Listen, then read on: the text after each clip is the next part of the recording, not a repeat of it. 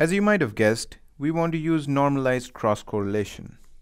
This correlates the template T over the signal S and returns a normalized set of values. You can find out the maximum value in this result set using the max function. This corresponds to the best match location.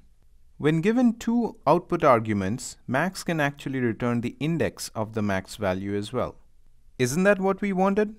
Let's look at the result. So we see that the returned index is 7, but the correct answer should be 5. What happened? The correlation function actually starts comparing from the first point of overlap between the template and the signal. Here the template has 3 elements. So comparison starts where the third element overlaps with the first element of the signal, and the window moves from that point forward till the end and beyond. The operation stops at the last point of overlap. Let's look at the values of C to figure out if this is really the case. We use the same trick here to display column numbers. And let's comment out other output code for clarity. As we can see here, we have 16 values. Our signal had 14. The first two coefficients are from positions where the template was partially outside the signal.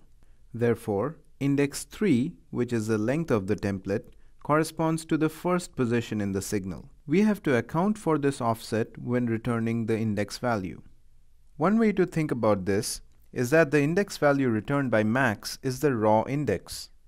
In order to get the correct index, we need to subtract the size of the template and add 1.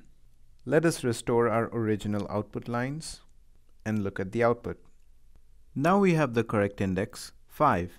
This is the starting position of the template found in the signal. Let's try a different template. Alright, as expected, the template is found at position 7. Note that we are not constrained by templates that have exact matches.